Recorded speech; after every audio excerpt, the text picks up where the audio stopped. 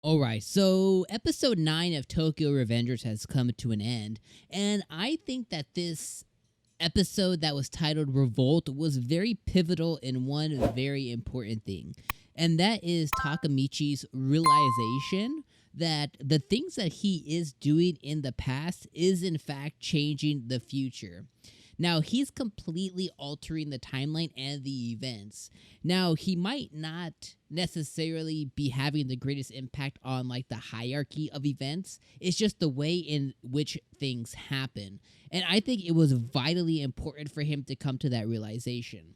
The one struggle that I've been having the whole time and that I had the whole time watching this episode is just his self pity.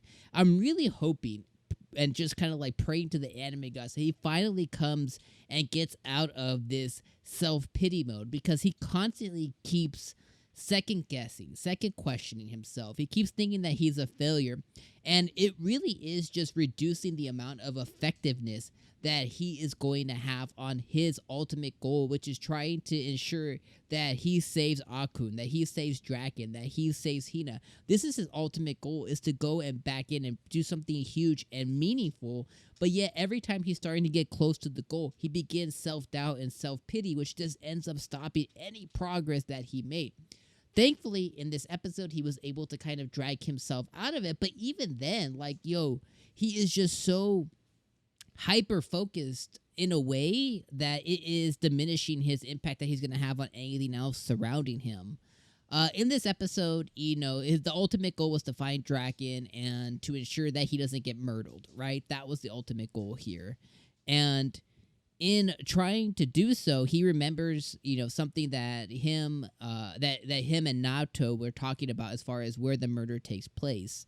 So in the episode, he began to realize, that some of the effects that he was having on the past is actually considerably changing how the events are kind of occurring.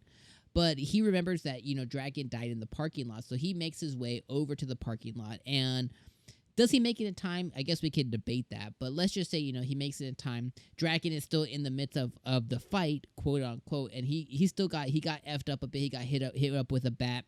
But he's able to finally come and see, okay, Mobius is there, and they're the ones that are attacking him. Pa-Chin is there. He's the one that's kind of been like leading this, or or kind of like coordinating with Mobius to try and get DRAKEN caught up, try and get Mikey to be somewhere else, right? All of these things begin to happen. And then we finally see that, who the heck is the one pulling the strings, right? It's this new leader of the Mobius gang, the temporary leader of the Mobius gang, Mr. Sin and Punishment, on each arm over there. So we finally get to see that.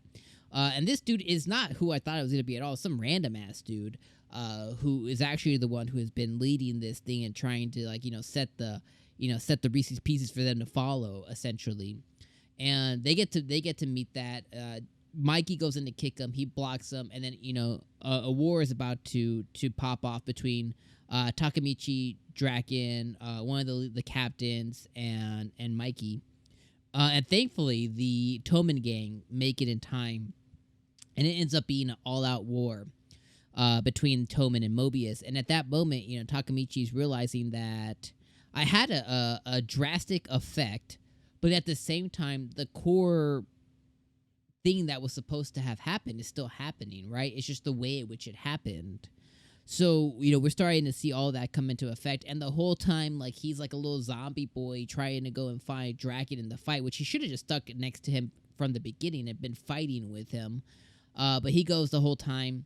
He's trying to find him, and then at some point, as the fight is going on, he's looking for Kiyomasa, and he finally, this takes the whole episode. He finally sees Kiyomasa at the end, and Kiyomasa's blade has blood on it. He's saying that he did it.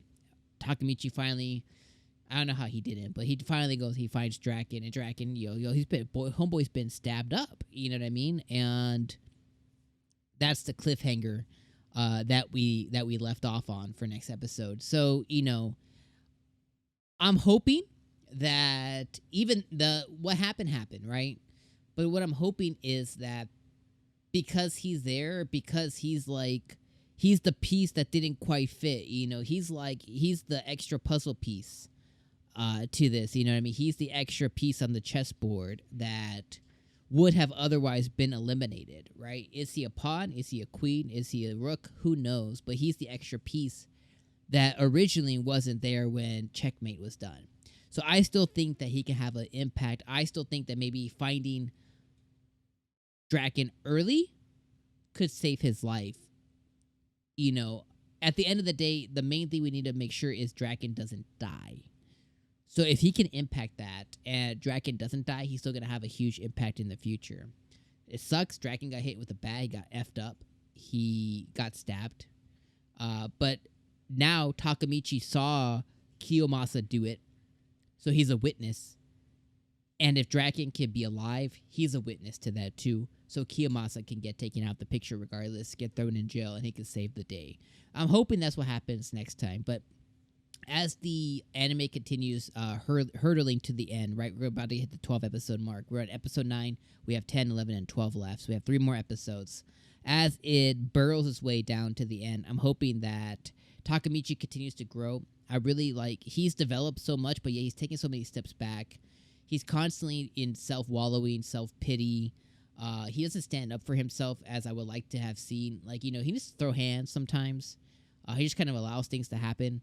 He has taken some significant steps forward with Hina, and I'm very excited to see that. I love to see their relationship grow more, and I'm hoping that affects his future. But at the same time, it's I need to see him grow more just as our main character. The constant self-doubt, self-pity, self-wallowing just drives me insane. He needs to realize, he's not the same person who he is today. He's not even who he was. He has this second, third chance to become something different. Do it. He just keeps allowing himself to get beat up, get taken down. And that, puts him in an area of self-doubt. So I'm hoping that he can overcome that and become something greater. We've seen in the opening and the ending, we've seen flashes of him joining the Tomen gang, putting on the uniform. And I'm hoping that translates into something bigger. Let me know what you guys thought about this episode down in the comments down below. Let me know what you guys thought about this episode of Tokyo Revengers. Let me know what you think is going to happen next. Is DRAKEN going to die or is he going to live? And click these videos over here, guys, if you guys could. These are what YouTube says is best for you. And we'll see you guys next week for the next episode and episode number 10 of Tokyo Revengers. Peace out, guys.